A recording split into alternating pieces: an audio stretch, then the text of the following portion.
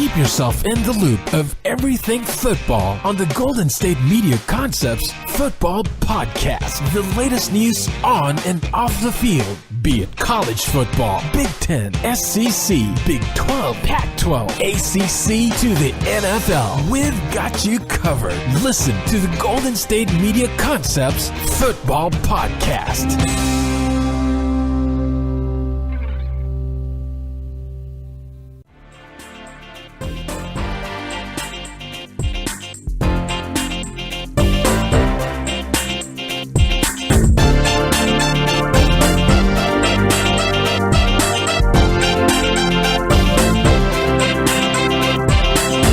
All right, and welcome to the GSMC Football Podcast. This episode is brought to you by the GSMC Podcast Network, and as always, I am your host, Jesse Tapia.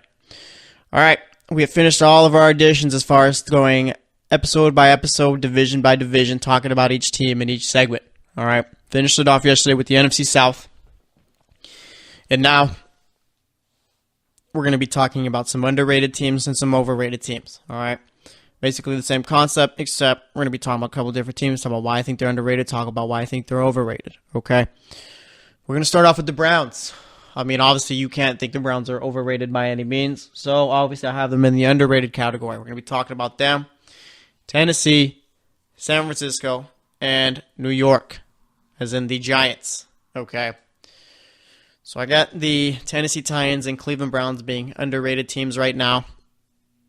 And I got San Francisco and New York being a bit overrated as far as what we're talking about going into the season. All right. So we'll start off with the Browns, like I said. All right, we'll talk about them. Next up, we'll go talk about New York. Third segment, we'll talk about Tennessee. And then the fourth, we'll talk about the San Francisco 49ers. Okay. And, I mean, the Browns, they're a team where they've been bad the last 20 years, okay? Basically, ever since they came back and became the franchise again, okay? Quarterback by quarterback, and it's just never really worked out. 2 years ago, they go 1-15. Last year, they go 0-16.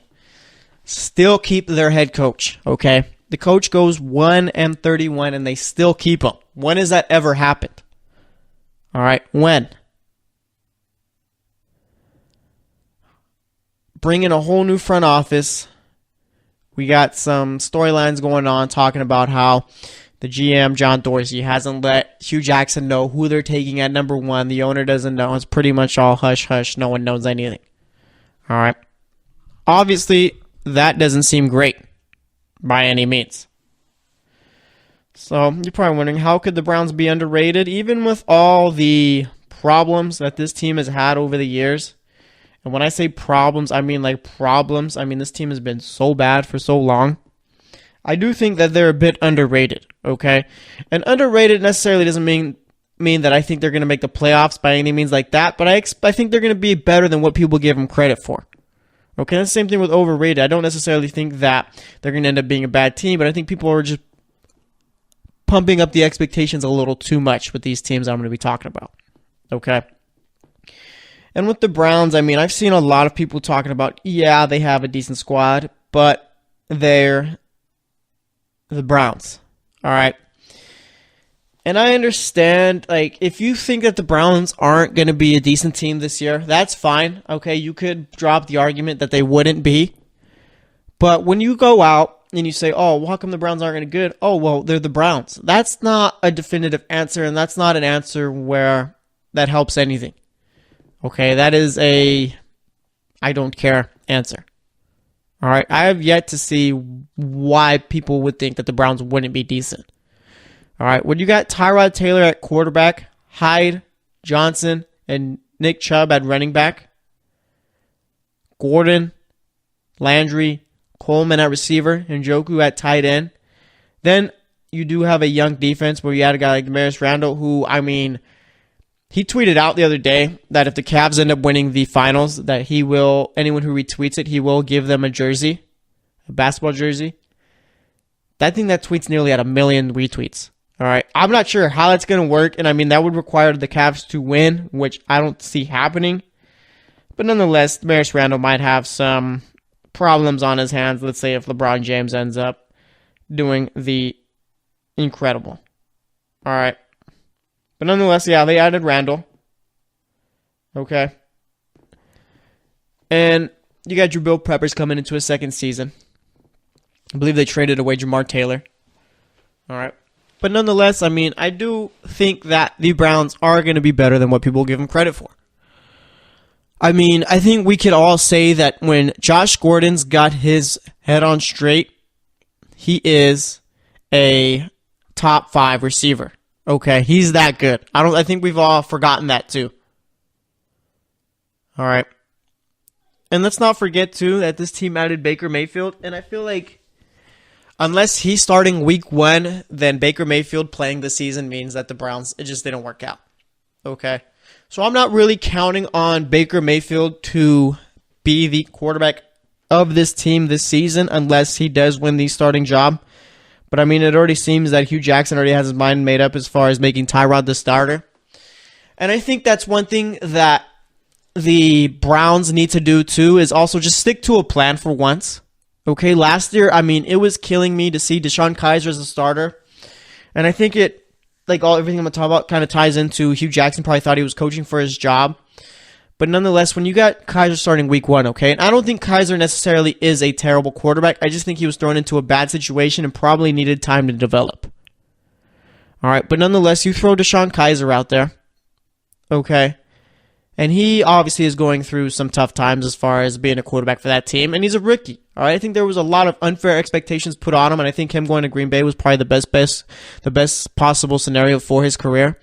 But nonetheless, if he's playing poorly, and you got Hugh Jackson pulling him, throwing out Kevin Hogan, Cody Kessler, whoever you want out there, pulling them, throwing Kizer back out there the next week, and you're not really sure if you're Kizer, whether or not you're going to be starting the upcoming week, that's a problem. Okay? And I think that's poor coaching right there. But I mean, also, you got them adding Todd Haley to be the offensive coordinator, and he's going to be calling the plays. I think that's a perfect move right there, okay? Todd Haley necessarily doesn't get along with everyone. He doesn't seem to be well-liked among people in the NFL, but he does know how to call an offense. He doesn't know how to run an offense, okay? He's not a slouch by any means or anything like that. He's probably one of the best offensive coordinators in the league. All right, whether you like him or not is a different story, but nonetheless, give the man his respect. All right? And, I mean, as far as the Browns, like I said, I'm not expecting them to go out and make the playoffs or anything like that. Okay? But people are saying that this is going to be a 4-win team. I don't see that. I could see them winning anywhere from 6 to 8 games, honestly, this year. Maybe even 9 if the talent on this team produces. Okay? On paper, they do have the second best team in the AFC North. Okay? Comparing them to Baltimore, on paper again, I would take Cleveland. Comparing them to Cincinnati, I would take Cleveland. All right? And I can't stand the fact that Tyrod Taylor isn't really regarded as a decent NFL quarterback, a good NFL quarterback. How on earth did Buffalo get to the playoffs last year if Tyrod Taylor wasn't that good? Okay? Honestly, I need someone to answer that question for me. All right? Tyrod Taylor is a good quarterback in this league. The only reason why his numbers didn't look great last year is because that offense was nothing. They had nothing there besides LaShawn McCoy. Okay? So I think Tyrod Taylor probably does deserve a little bit more respect. All right? Carlos Hyde is no slouch either.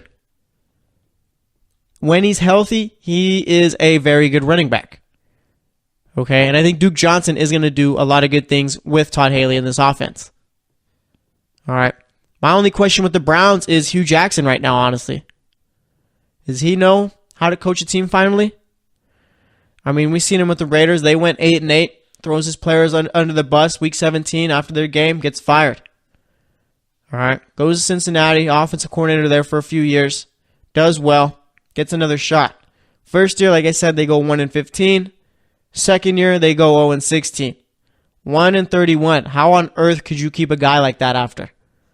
All right, and this Browns team, it's not like they were the Detroit Lions when they went 0-16, where it was just terrible at every position. This Browns team had talent. All right. And I do think that them going 0-16 came down to coaching. All right. And as far as their draft, I mean, I do like what they did. Like I said, I like Nick Chubb. I like Denzel Ward. I like Baker Mayfield. All right. And I do like Antonio Callaway, wide receiver out of Florida. Like I said, I mean, I'm not expecting him to go out and set the league on fire, make playoffs, win the Super Bowl, or anything like that. But there's a point where, I mean, if you're thinking the Browns are going to win anywhere from 3 to 4 games, I don't think you're giving them their respect. And obviously, I mean, you got to earn that. They haven't really done well to do that before. But nonetheless, I mean, this Browns team isn't bad. Okay? They're not bad by any means. At least going into this season. All right? So now it's just a point of, I mean, what would we consider a successful season for the Browns? Would it be 6-10? I think so. I mean, you win no games. You go from winning 0 games to 6 the next year. That's a plus. All right? I mean, anything more than 5, I think, is a successful. No, 5 wins, I feel, is like you're just mediocre and bad, I feel. All right, anything less than 5, I think you're just mediocre and bad. 6 wins, kind of like a step in the direction if you were a bad team the year before. 7 wins is like you're on the way. 8 is like you're close. All right, and if you win 9, that's a possible playoff team, especially in the AFC. So, I mean, as far as the Browns go, like I said, I mean, people are pretty much writing them off. The reason is because they're the Browns, which I don't get. I do get it, but it's lazy. Okay, it's a very lazy take. I mean, actually look at what this team has. Look what they added in the draft and tell me that you think they're going to be terrible again. All right? Just actually do some real analysis there. So, I mean, as far as the Browns, I think I had them going like, 6-10 or whatever when I picked their schedule a week ago or somewhat like that. I mean, like I said, 6 wins would be fine for me. But like I said, I don't think they're going to be as bad as everyone says. All right? I think 6 wins is at the minimum for this team. So, we'll see what ends up happening. But next up, we're going to be talking about a team that's possibly being overrated right now, and I think that's the New York Giants. So stay tuned, and I will be right back. Are you looking for help for your fantasy football team? Check out the GSMC Fantasy Football Podcast. Get today's best advice on who to start, who to sit, even who you should draft. From sleeper picks to red-hot lineups, they got it all covered for you. That's gsmcpodcast.com/fantasy-football-podcast. We'll cover traditional leagues, dynasty, PPR, even IDP leagues. When you need fantasy help, there's just one show to hit up. Don't forget to like them on Facebook and follow them on Twitter. Visit gsmcpodcast.com for more info.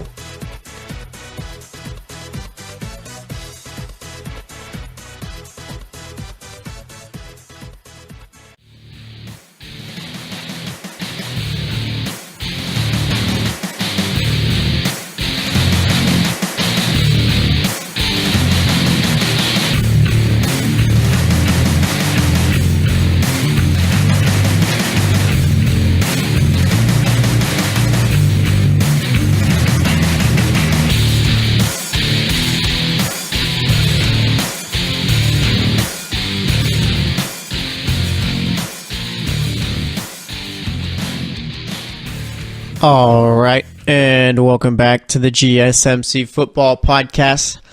We spent that first segment talking about the Browns and why I think they're a bit underrated. Now we're going to talk about a team I think is a bit overrated. And necessarily, when I say overrated, I don't think, like, what I mean is they're probably not going to live up to expectations, okay? That's basically what I'm getting at. And, I mean, I think the Giants are probably going to be a team that, like I said, don't live up to expectations, okay? The Giants last year, I mean, that was probably about as bad as a year as you could have. All right. Was it Bob McAdoo? Didn't really work out. All right. Year 1, he looked fine. Giants looked great. Next year, supposed to be a Super Bowl contender. 3-13, 4th in the NFC East. This year, they add Pat Shurmur. Add a new defensive coordinator, I believe, from Arizona. And draft Saquon Barkley with the number 1 pick. Okay, last year they lost Brandon Marshall to a season-ending injury. He's gone. Lost Odell Beckham Jr. to a season-ending injury. He'll be back this year. All right, and also, now you got Sterling Shepard, who looked real good last season. Okay.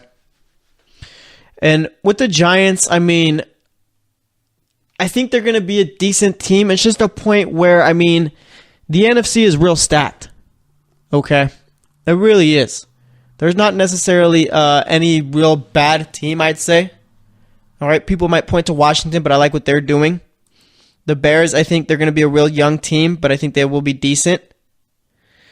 And it's just with the Giants, I mean, like I said, Washington's going to be a good team, I think. Philly is the best team in the NFC right now. And I think Dallas is going to get better. Okay? Dallas last year went 9-7. If I think they're going to get better, I think that's at least 10, 11 wins this upcoming season. All right, and with the Giants, I mean, it's just a point where I don't like how they waited so long to draft a quarterback. I understand that Saquon Barkley probably was the safe pick, but what's your plan after Eli Manning? Honestly. All right. I mean, the Giants' plan has to be to win ball games, right? And obviously, I mean, that's a plan for everyone. But, I mean, literally think about it. Eli's probably got about 2 more years left in his career. I think it's 2 more years for sure with the Giants. After that, I mean, he could go play for a different team or he could just retire. What is your plan after Eli?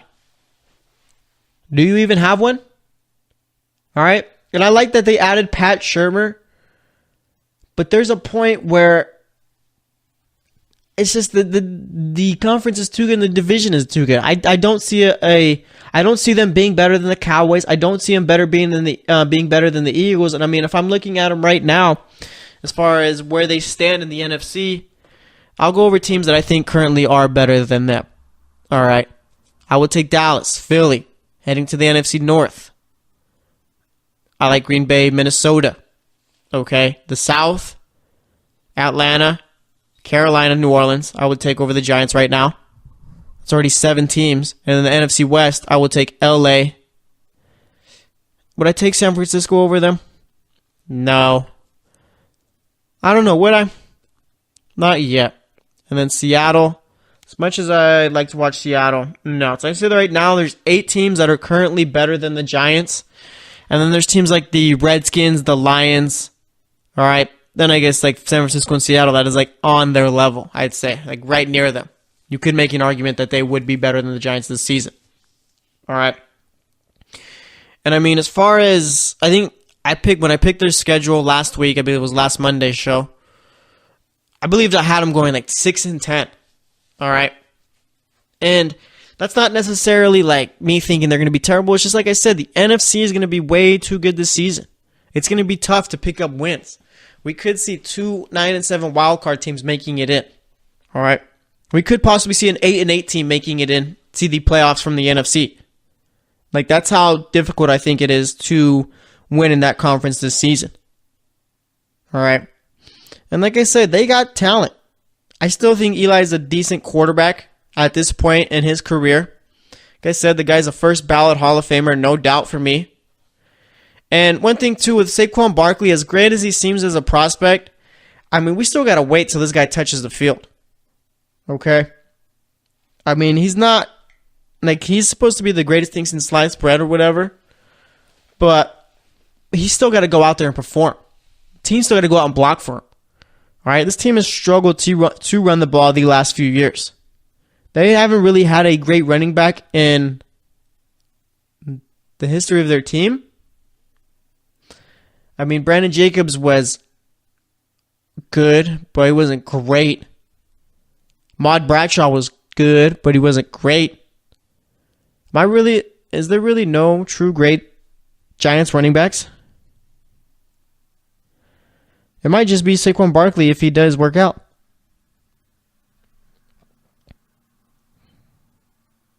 All right. Like I said, I mean, the Giants, they got Evan Ingram. You got Odell Beckham Jr. You got Sterling Shepard. Okay, you got talent. But, I mean, are they going to deliver? Okay. They live in a big market. Oh, yeah, they had Tiki Barber. I forgot. Tiki Barber, I'd say, was great. All right.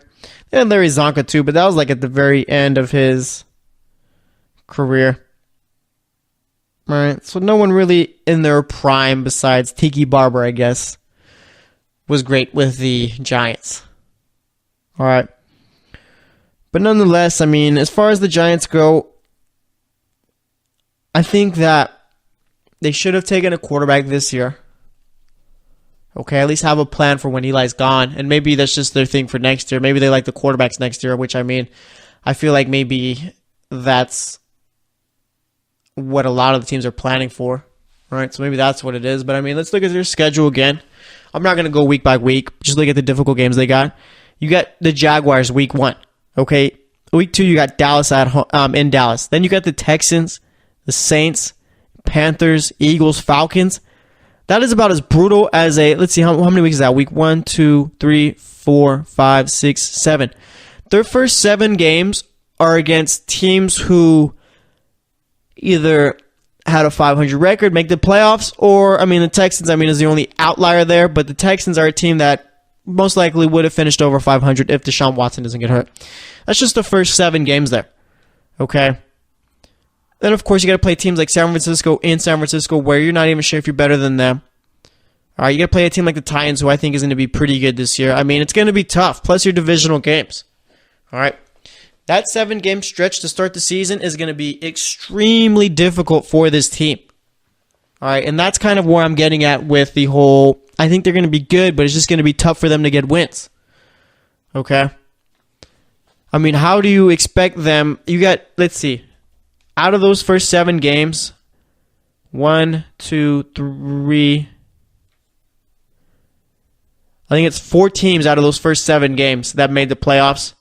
Actually, let's see. 5 out of those 7. Yeah, 5 out of the 7 teams that they were playing made the playoffs. All right. That's extremely difficult. Not to mention one of those games is in Dallas, where, I mean, the Giants actually have been pretty good in Dallas. All right. As much as we like to call it Jerry rolled, I mean, that just might be the Giants' home right there. All right. And like I said, I'm not trying to knock them down or anything like that. I think they have a lot of talent on that team, but it's just a point where are the wins going to come from? Okay. Honestly. Where? So as far as the Giants go, they could be anywhere from a playoff team to a team who just goes 5-11, 6-10, and just doesn't work out. And that's not necessarily their fault. It's just a point where there's a lot of great teams in this NFC. All right. And as far as the Giants go, I mean, what do we expect out of them this season? They went 3-13 last year. We expect them to be this great team that just goes 8-8 or 9-7, 10-6 after going 3-13. You still got to build a whole new culture now, all right? And you got to make sure everyone's on the same page. All right. So I'm not sure how well set up the Giants are for the future, given that it seems that their only choice is to either pay Odell Beckham Jr. or just let him go. Unless they just want to franchise him a bunch of times, even then, so then they'll have to let him go. I think best case scenario for them is to just pay the guy. All right, you have no backup for Eli Manning right now. I mean, Davis Webb, I guess, is what they're hanging on to, or either Kyle Lauletta, the quarterback out of Richmond, who they got to develop still. All right. So, I mean, as far as the Giants go, it's going to be tough for them to finish top 2 in the NFC East rather than even finish top 3, given that the Redskins, I think, are going to be pretty decent this year. All right. So we'll see what ends up happening with the New York Football Giants. Like I said, they got talent, but it's just, it's going to be tough for them to pick up wins this season given their schedule. All right. So we're going to wrap it up there. Next up, we're going to be talking about the Tennessee Titans. I think they're going to be a very good team the next year, so stay tuned for that, and I will be right back. Check out the show that's built on the MMA. From the UFC to extreme cage fighting, they got the fights covered. Check out the GSMC MMA podcast. Get the latest news on past or upcoming fights. Join us as we talk to and about some of the biggest names in the MMA, past, present, and future. When it's the fight game, there's just one show to check out. GSMCpodcast.com/MMA-podcast. Don't forget to like them on Facebook and follow them on Twitter. Visit GSMCpodcast.com for more info.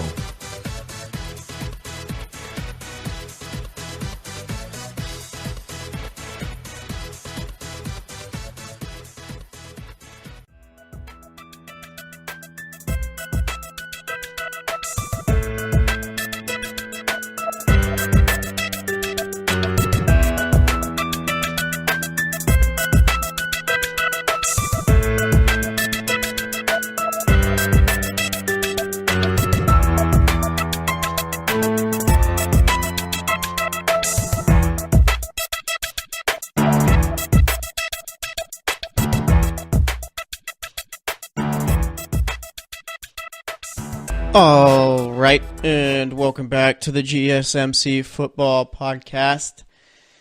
So far, we've talked about the Browns and the Giants, talked about why the Browns, I think, are underrated, talked about why I think the Giants are a bit overrated. Not necessarily thinking that the Giants don't have the talent to be good, but it's just going to be difficult if you look at their schedule. All right, I don't think they're going to be able to live up to expectations. And I think that's fair to say. All right, just go look at it. But nonetheless, that's what we talked about. Now we're going to be talking about the Tennessee Titans. All right, I think the Bears are my sleeper team in the NFC right now, and I think the Titans might be my sleeper team in the AFC. Last year, I couldn't stand the Titans. All right, absolutely could not stand that team. I did not think they deserved to be in the playoffs. Okay, I thought Marcus Mariota was insanely bad last year. I thought that the running game was a big mess because Derrick Henry should have been the starter a whole lot sooner than he became it. Okay, I thought the receiving corps wasn't great. I thought the defense wasn't great. I had no clue how they were winning these games, honestly. They finished 9-7. No clue how they got to 9 wins at all. Nearly won the division, okay? Came a game short. I mean, it was something where, like I said, couldn't wrap my head around it. They make the playoffs. I'm thinking, you know what? There's no way they win a game. All right, they're going to get blown out by the Chiefs. They were on their way too. Okay? They were on their way. They were down, 21-0 to the Chiefs? And then Andy Reid does this thing where Andy Reid is terrible at clock management and just terrible at managing the game in the playoffs. They lose 22-21. Tennessee comes back. Divisional round. They got the Patriots. I thought maybe that the Titans would do all right. Yeah, no. They got blown out. Corey Davis still had himself a game. Nice little breakout game right there for him. All right, got people to start paying attention to him. But nonetheless, I mean, yeah, last year it was an abomination for the Titans. Marcus Mariota looked terrible. DeMarco Murray is way past his prime. Derrick Henry should have been the starting running back a while, early on into the season. But nonetheless, they waited for it. Eric Decker didn't work out with that team. I mean, it was just all bad all around for them, and somehow they still managed to finish 9-7 and win a playoff game, which I don't understand. I can't wrap my head around it still. All right, Tennessee just made you want to pull your hair out when you were watching them. All right, and I'm not even a Titans fan. Nonetheless, they were that bad. So, I mean, going into the season, I think I understand why people aren't really talking about them too much. Okay? I mean, why would you, given how bad they looked last season? But for me, of course, couldn't stand watching them last season. Can't wait to watch them this season. And that's just how sports go. All right. I mean, the Titans did well in free agency. I feel added Dion Lewis and Malcolm Butler. And I figured that Derrick Henry was going to be the bell cow back for this team. But I do realize now that we don't really see that happen too much with these teams anymore. All right, now it's more so guys are going to be splitting time. All right, so I guess I do understand Dion Lewis being there. And obviously, Derrick Henry's going to be the guy who runs in between the tackles for him. He's going to be the guy who gets most of the touches. I don't know, is he? Because they did pay Dion Lewis a decent amount of money, I feel, didn't they? They also paid Malcolm Butler a whole bunch of money, I feel. All right. And nonetheless, I mean, They brought in Mike Vrabel. He has no head coaching experience, and I don't even think he has any coordinator experience. I think he was the linebackers coach at Houston before he got to Tennessee. He might have been the defensive coordinator. I have to double-check his little career because I remember Mike Vrabel more so being the guy on the Patriots rather than the coach. All right? Which is honestly kind of weird just to see Mike Vrabel. I mean, as far as watching him on the Patriots, I never thought he'd be like a head coach or anything like that. All right, I just thought he was a guy who just terrorized offenses the entire time. But let's see. Let me look at his coaching stuff right now. All right. Let's see. He was the linebackers coach for Ohio State in 2011. Then he goes to Houston in 2014. All right, the linebackers coach. San Francisco offered him the defensive coordinator coach in 2016. He declined that. Oh, yeah, so he does have coordinator experience. He was the defensive coordinator for Houston in 2017. Now 2018, he's the head coach of the Titans. All right. So I was off there. But nonetheless, you get it. Okay.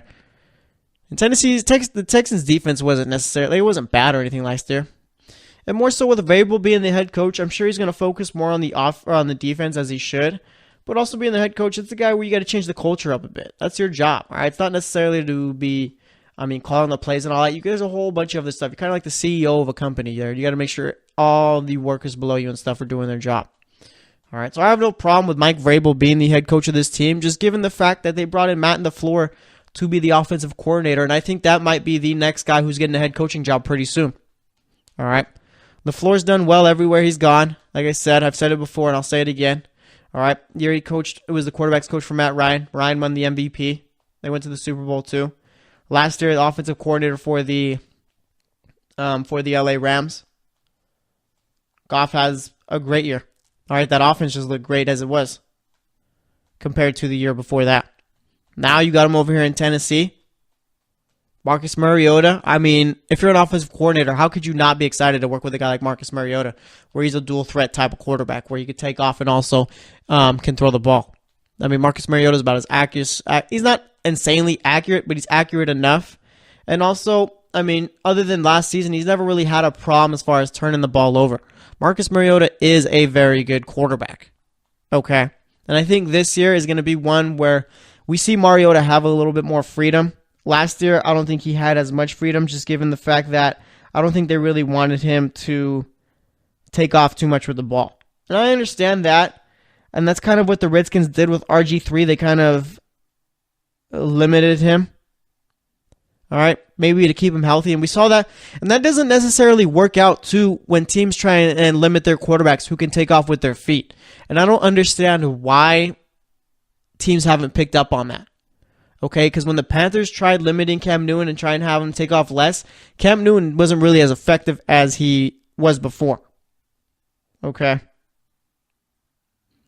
Now they're starting to let him take off a bit more, and Cam Newton looked great last season.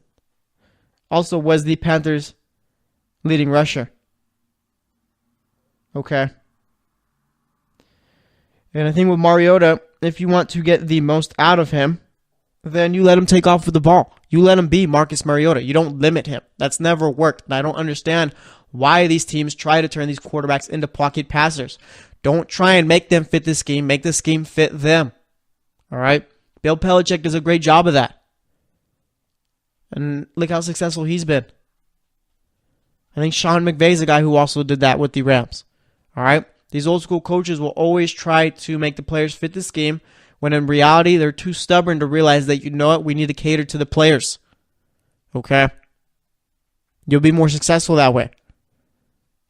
And if you're going to run a certain scheme, then bring in the players that fit it. Don't bring in guys you think, oh yeah, I could definitely mold this guy to work here.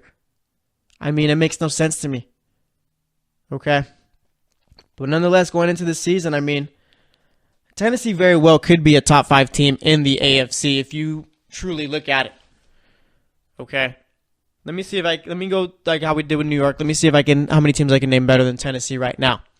The Patriots, the Steelers, the Jaguars, the Chargers. I will take Tennessee over the Texans right now, given that I want to see what Houston does with Deshaun Watson. Okay? So yeah, Tennessee I think is the 5th best team in the AFC. You got teams like Denver, like I said, Houston. And after that, it's kind of a toss-up. Miami maybe could be decent this year, but it's just a matter of whether or not Adam Gase is just a genius or whether or not he just got in way over his head and just completely messed up this team like every other coach has. All right, but yeah, like I said, Tennessee's going to be very good.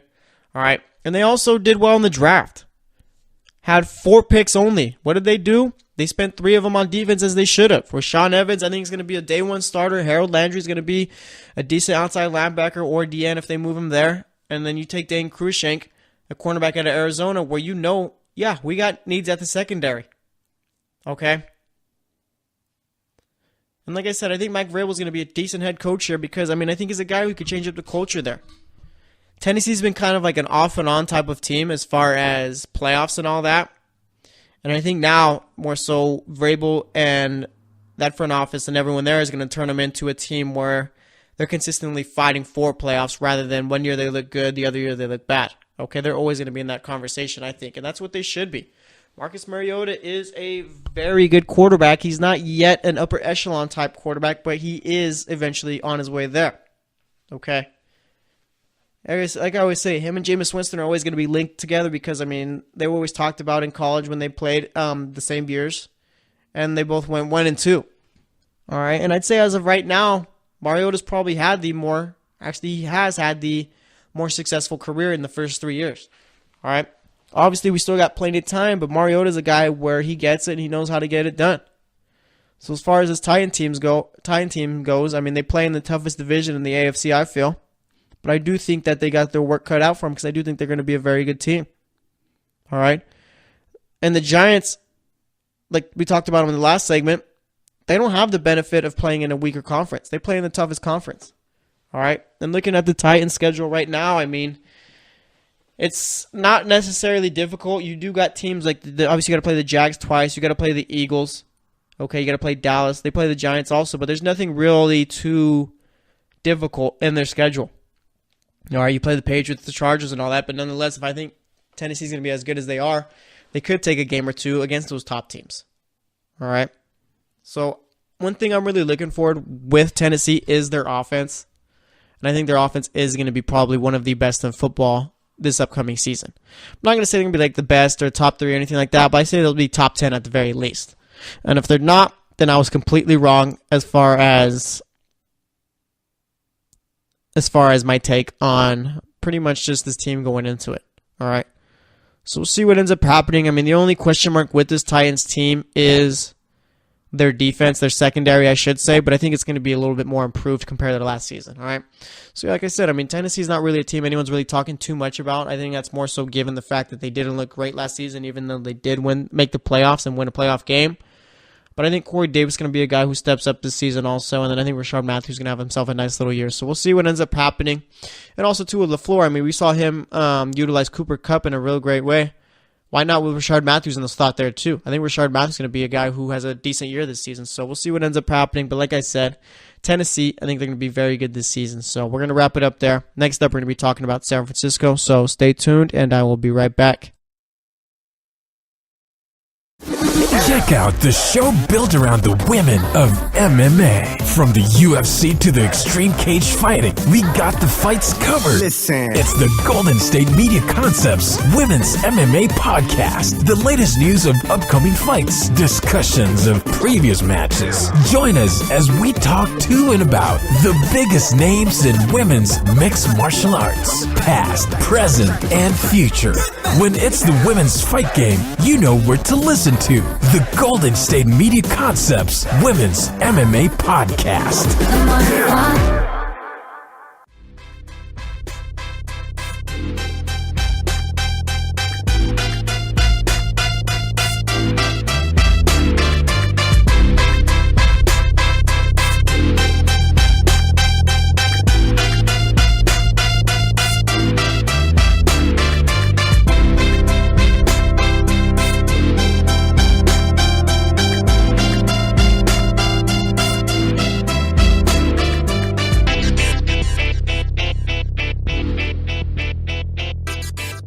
All right, and welcome back to the GSMC Football Podcast.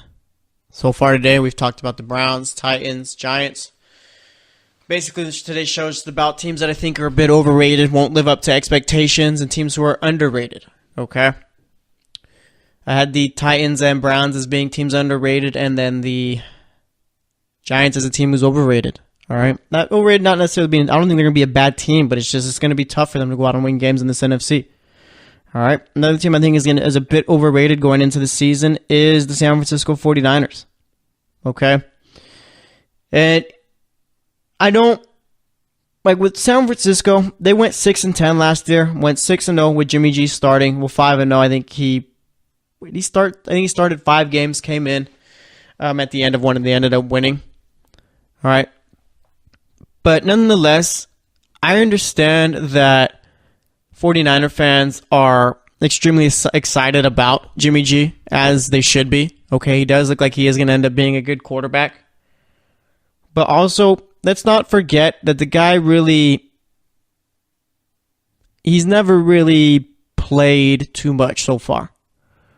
Okay. 2016, he's only started 7 games in his career. All right. 2016, he went 2-0. 2017, he goes 5-0 in his 5 starts. And, I mean, it's just a point where, like, pump the brakes a bit on the expectations. Okay, you still don't have a starting running back. I've been hearing people tell me that Jerick McKinnon's going to be the guy. When has Jerick McKinnon ever been the guy? Okay? Like, honestly, that makes no sense to me. All right? Jerick McKinnon, sure, he's a decent running back and all, but he's never been the guy with the Vikings. Okay? Easily could have been the guy once AP was gone, but you know what? They decided to draft Dalvin Cook, and Dalvin Cook was better. All right?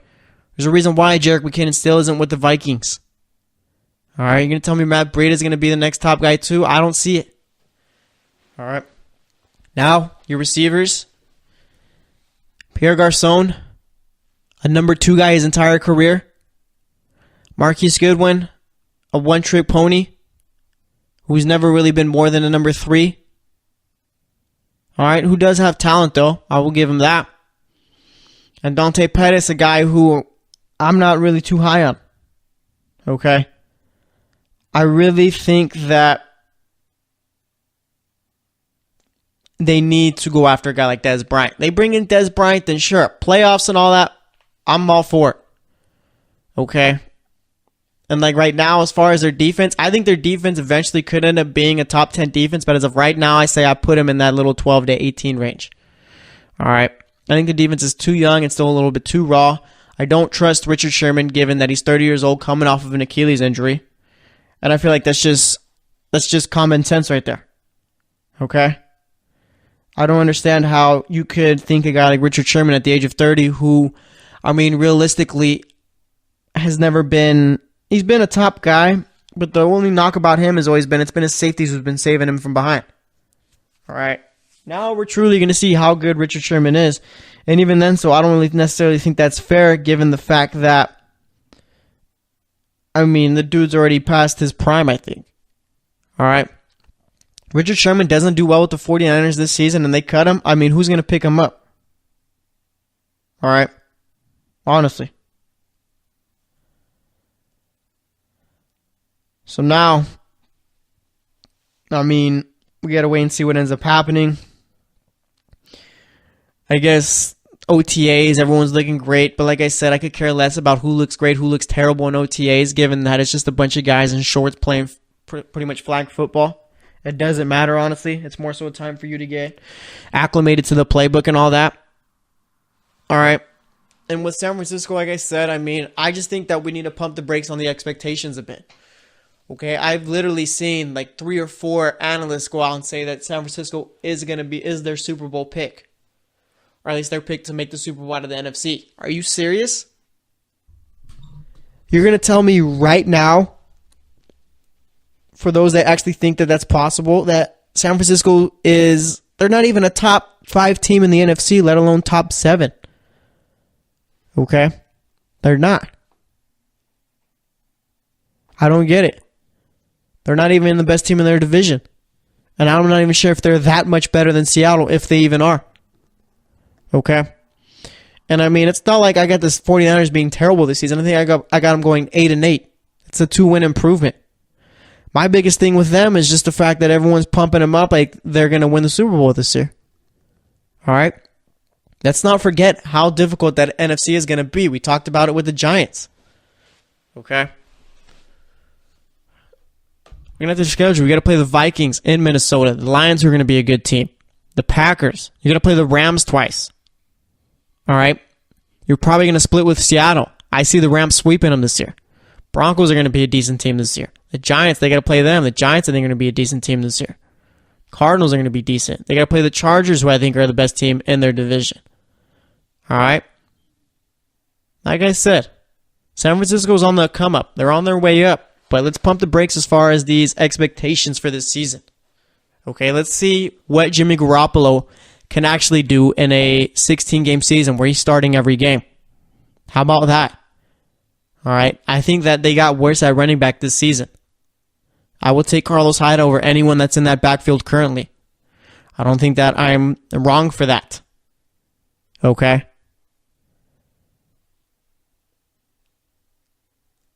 So we'll see what ends up happening with the 49ers. But like I said, let's take it easy right now on the expectations.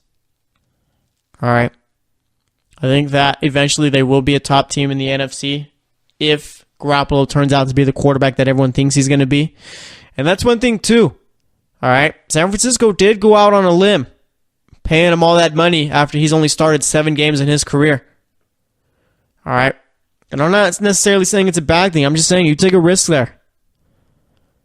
It's a high risk, high reward type of thing. All right. But as far as San Francisco goes, I think that, like I said, they'll be 8-8 this season, somewhere around there. Probably won't make the playoffs, but I don't necessarily think that's a bad thing. But we don't need to be crowning them Super Bowl champs already. All right. I mean, it's a bit overhyped. It's a bit overrated. All right. I mean, you get the Cardinals who went 8-8 last year with Blaine Gabbert and Drew Stanton pretty much leading the last half of the season. You don't think that they're going to be better with Sam Bradford and Josh Rosen out there? Defense is still good. You got David Johnson coming back who didn't even play last season. I mean, come on. All right. The Cardinals very well could be the second best team in this division. And like I said, I'm not trying to hate on the 49ers or anything. It's just a matter of let's pump the brakes and let's see really what ends up happening rather than thinking they're going to be this great team. All right.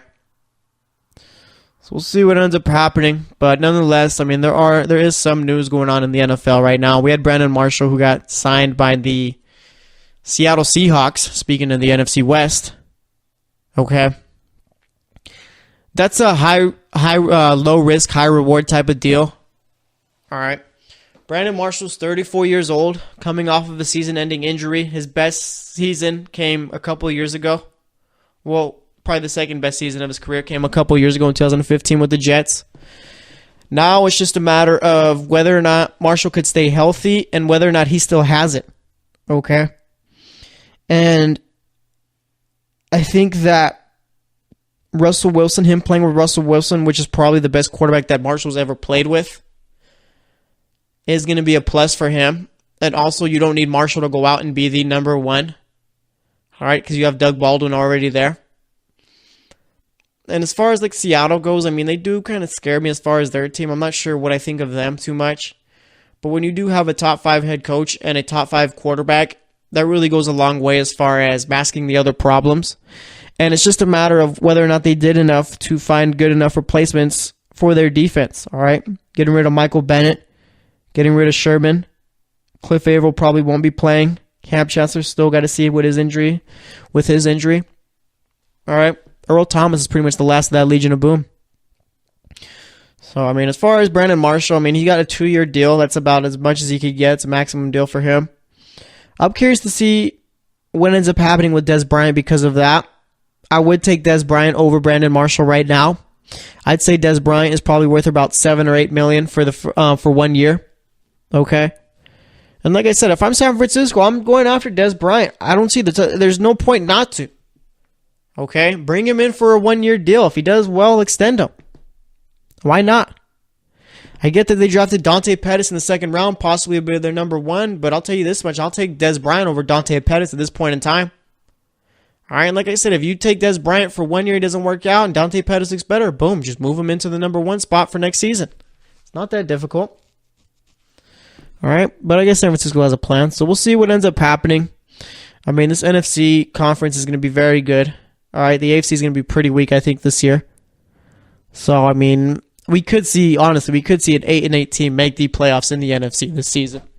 All right, and that's not necessarily a bad thing. It's just like I said, NFC's just got way too many good teams right now. So, we're going to wrap it up here. Today, we talked about a couple of teams I think are a bit overrated, a couple of teams I think are underrated. I think the Browns and Titans are a bit underrated, and I think the 49ers and Giants are a bit overrated. So, we'll see if what I said is right. I mean, we still got a long ways to go before the season even gets here. All right. So like I said, we're going to wrap it up. Thanks for listening to the GSMC Football Podcast. As always, I am your host, Jesse Tapia. We will be back tomorrow, so stay tuned, and I will talk to you later. You've been listening to the Golden State Media Concepts Football Podcast. part of the Golden State Media Concepts Podcast Network. You can find this show and others like it at www.gsmcpodcast.com. Download our podcast on iTunes, Stitcher, SoundCloud, and Google Play. Just type in GSMC to find all the shows from the Golden State Media Concepts Podcast Network. From movies to music, from sports to entertainment, and even weird news. You can also follow us on Twitter and on Facebook. Thank you, and we hope you have enjoyed today's program.